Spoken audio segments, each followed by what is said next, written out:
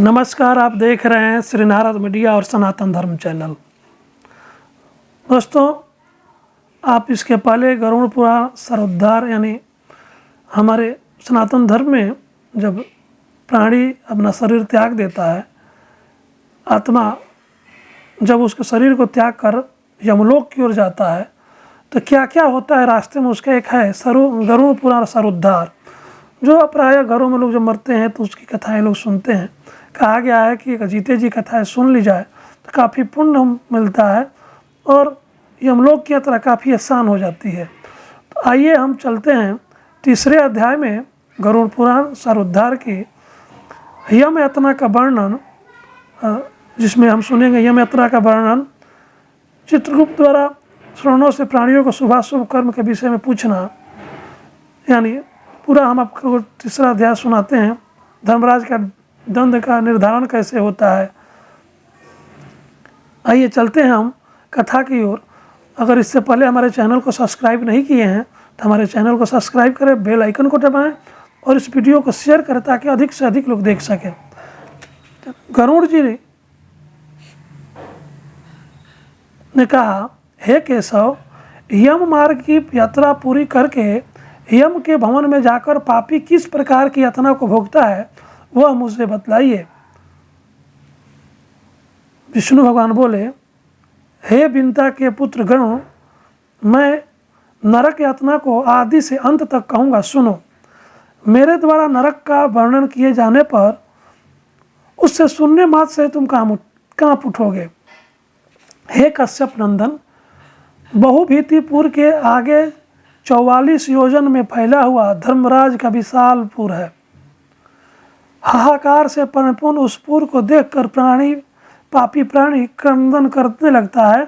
उसके क्रंदन को सुनकर यमपुर में विचरण करने वाले यम के गण द्वारपाल के पास जाकर उस पापी के विषय में बताते हैं। धर्मराज के द्वार पर सर्वदा धर्मध्वज नामक प्रतिहार स्थित रहता है, वह जिसे हम द्वारपाल कहते हैं। द्वारपाल जाकर चित्रगुप्त से उस प्राणी के शुभ और अशुभ कर्म को बताता है। उसके बाद चित्रगुप्त भी उसके विषय में धर्मराज से निवेदन करते हैं, हे तारक्ष, जो नास्तिक और महापापी प्राणी हैं उन सभी के विषय में धर्मराज यथार्थ रूप से भली भांति जानते हैं, तो भी वे चित्रगुप्त से उन प्राणियों के पाप के विषय में पूछते हैं और सर्वज्ञ चित्रगुप्त भी श्रवणों से पूछते हैं। श्रवण ब्रह्मा के पुत्र हैं। वे स्वर्ग, पृथ्वी और तथा पाताल में विचरण करने वाले तथा दूर से ही सुन एवं जान लेने वाले हैं। उनके नेत्र सुदूर के दृश्यों को भी देख लेने वाले हैं। श्रोणी नाम की उनकी पृथक पृथक पत्नियां भी हैं, उसी प्रकार के स्वरूप वाली हैं, अर्थात श्रवण के समान भी हैं।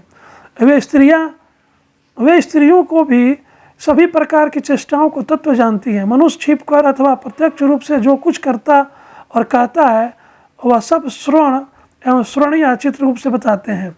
वे श्रवण और श्रवणीय धर्मराज के गुप्तचर हैं, जो मनुष्यों के मानसिक, वाचिक एवं कायिक सभी प्रकार के शुभ और अशुभ कर्मों को ठीक ठीक जानते हैं। मनुष्य और देवताओं के अधिकारी वे श्रवण और श्रवणीय सत्यवादी हैं। उनके पास ऐसी शक्ति है जिसके बल पर वे मनुष्य कृत कर्मों को बतलाते हैं। व्रत, दान और सत्य वचन से जो मनुष्य उन्हें प्रसन्न करता है उसके प्रति वे सौम्य तथा स्वर्ग और मोक्ष प्रदान करने वाले हो जाते हैं। वे सत्यवादी श्रवण पापियों के पाप कर्मों को जानकर धर्मराज के सम्मुख यथावत कह देने के कारण पापियों के लिए दुखदायी हो जाते हैं। सूर्य, चंद्रमा, वायु, अग्नि, आकाश, भूमि, जल, हृदय, यम, दिन, रात, दोनों संध्याएं और धर्म, ये मनुष्य के वृत्तांत को जानते हैं।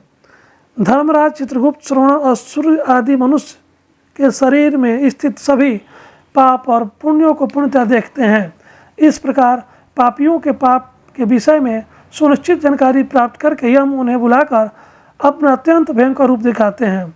वे पापी यम के ऐसे भयंकर रूप को देखते हैं जो हाथ में दंड लिए हैं, बहुत बड़ी काया वाले भैंस के ऊपर बैठे हैं, प्रलयकालीन मेघ के समान आवाज़ वाले, काजल के पर्वत के समान बिजली के प्रभाव वाले प्रभाव वाले, आयुधों के कारण भयंकर, 32 भुजाओं वाले, 3 योजन के लंबे चौड़े विस्तार वाले, वावली के समान गोल नेत्र वाले, बड़ी बड़ी दाढ़ियों के कारण भयंकर मुख वाले, लाल लाल आँखों वाले व लंबी नाक वाले, मृत्यु और ज्वर आदि से संयुक्त होने के कारण चित्रकूट भी भयावह है। यम के समान भयानक सभी दूत उनके समीप पापियों के डराने के लिए गरजते रहते हैं। चित्रगुप्त को देखकर भयभीत होकर पापी हाहाकार करने लगता है। दान न करने वाला वह पापात्मा कांपता है और बार बार विलाप करता है। तब चित्रगुप्त यम की आज्ञा से क्रंदन करते हुए और अपने पाप कर्मों के विषय में सोचते हुए उन सभी प्राणियों से कहते हैं, अरे पापियों, दुराचारियों, अहंकार से दूषितों, तुम अविवेकियों ने क्यों पाप कमाया है? काम से, क्रोध से तथा पापियों की संगति से जो पाप तुमने किया है वह दुख देने वाला है। फिर हे मूर्खजनों, तुमने वह पाप कर्म क्यों किया? पूर्व जन्म में तुम लोगों ने जिस प्रकार अत्यंत हर्षपूर्वक पाप कर्मों को किया है उसी प्रकार यातना भी भोगनी चाहिए। इस समय यातना भोगने से क्यों प्रांगमुख हो रहे हो? तुम लोगों ने जो बहुत से पाप किए हैं वे ही तुम्हारे दुख के कारण है, इसमें हम लोग कारण नहीं हैं। मूर्ख हो या पंडित, दरिद्र हो या धनवान, और सबल हो या निर्बल, यमराज सभी से समान व्यवहार करने वाले कहे गए हैं। चित्रगुप्त के इस प्रकार के वचनों को सुनकर वे पापी अपने कर्मों के विषय में सोचते हुए निश्चेष्ट होकर चुपचाप बैठ जाते हैं। धर्मराज भी चोर की भांति निश्चल बैठे हुए उन पापियों को देखकर उनके पापों का मार्जन करने के लिए यथोचित दंड देने की आज्ञा देते हैं। इसके बाद वे निर्दयी दूत उन्हें पीटते हुए कहते हैं, हे पापी, महान, घोर, अत्यंत भयानक नरकों में चलो। यम की आज्ञाकारी प्रचंड और चंडक आदि नाम वाले दूत एक पास में उन्हें बांधकर नरक की ओर ले जाते हैं। वहाँ जलती हुई अग्नि के समान प्रभाव वाला एक विशाल वृक्ष है जो 5 योजन में फैला हुआ है तथा 1 योजन ऊंचा है। उस वृक्ष में नीचे मुख करके उस साकलों से बांध कर वे दूध पीटते हैं। वहाँ चलते हुए वे रोते हुए हैं, उनका कोई रक्षक नहीं होता है। इस सालमली वृक्ष में भूख और प्यास से पीड़ित तथा यमदूतों द्वारा पीटे जाते हुए उनके अनेक पापी लटकते रहते हैं। ये आश्रय विहीन पापी अंजलि बांधकर, हे यमदूतों, मेरे अपराध को क्षमा कर दो, ऐसा उन दूतों से निवेदन करते हैं। बार बार लोहे की लाठियों, मुदगरों, भालों, बर्छियों, कदाओं और मूसलों से उन दूतों के द्वारा अत्यधिक मारे जाते हैं। मारने से जब वे चेष्टा रहित और मूर्छित हो जाते हैं तब उन निश्चेष्ट पापियों को देखकर यम के दूत कहते हैं, अरे दुराचारियों, पापियों, तुम लोगों ने दुराचरण क्यों किया? सुलभ होने वाले भी जल और अन्न का दान कभी नहीं दिया, आधा ग्रास भी कभी किसी को नहीं दिया, और न ही कुत्ते तथा कौवे के लिए बलि ही दी। अतिथियों को नमस्कार नहीं किया और पितरों को तर्पण नहीं किया। यमराज तथा चित्रगुप्त का उत्तम ध्यान भी नहीं किया और उनके मंत्रों का जप भी नहीं किया, जिससे तुम्हें यह यातना नहीं होती। कभी कोई तीर्थ यात्रा नहीं की, देवताओं की पूजा भी नहीं की। गृहस्थाश्रम में रहते हुए तुम्हें हंतकार नहीं निकला। हंतकार यानी भोजन के पूर्व चौके में बलि, वैश्वदेव तथा पंचबलि की विधि है। पंचबलि में गाय, कुत्ते, कौवे, कीड़े मकोड़े तथा अतिथि देव, इन 5 के निमित्त भोजन का कुछ अंश निकालने का विधान है। इसी को हंतकार कहते हैं। जहाँ बलि, वैश्वदेव संभव नहीं होता है वही माताएं अग्नि में अन्न की आहुति देकर गौ आदि के लिए कुछ भोजन सामग्री निकाल देती है। इसी को हमारे सनातन धर्म में हंतकार कहा गया है। संतों की सेवा नहीं की, इसलिए अब स्वयं किए गए पाप का फल भोगो। चूँकि तुम धर्महीन हो इसीलिए तुम्हें बहुत अधिक पीटा जा रहा है। भगवान हरि ही ईश्वर हैं, वे ही अपराधों को क्षमा करने में समर्थ हैं। हम जो उन्हीं की आज्ञा से अपराधियों को दंड देने वाले हैं, ऐसा कहकर दूत निर्दयता पूर्वक उन्हें पीटते हैं और उनके पीटे जाने के कारण वे जलते हुए अंगार के समान नीचे गिर जाते हैं। गिरने से उस सालमली वृक्ष के पत्तों से उनका शरीर कट जाता है। नीचे गिरे हुए उन प्राणियों को कुत्ते खाते हैं और वे रोते हैं। रोते हुए उन पापियों के मुख में यमदूत धूल भर देते हैं तथा कुछ पापियों को विविध पासों से बांधकर मुदगरों से पीटते हैं। कुछ पापी आरे से काष्ठ की भांति 2 टुकड़े किए जाते हैं और कुछ भूमि पर गिराकर कुल्हाड़ी से खंड खंड किए जाते हैं। कुछ को गड्ढे में आधा गाड़कर सिर में बाणों से भेदन किया जाता है। कुछ दूसरे पेरने वाले यंत्र में डालकर गन्ने की भांति पेरे जाते हैं। कुछ को चारों ओरों से जलते हुए अंगारों से युक्त जलती हुई लकड़ी में धक्कर लौह पिंड की भांति धधकाया जाता है। कुछ को घी में खोलते हुए कड़ाह में, कुछ को तेल के कड़ाह में तले जाते हुए बड़े की भांति इधर उधर चलाया जाता है। किन्हीं को मतवाले गजेंद्रों के सम्मुख रास्ते में फेंक दिया जाता है। किन्हीं को हाथ और पैर बांधकर अधमुख लटकाया जाता है। किन्हीं को कुएं में फेंका जाता है। किन्हीं को पर्वतों से गिराया जाता है।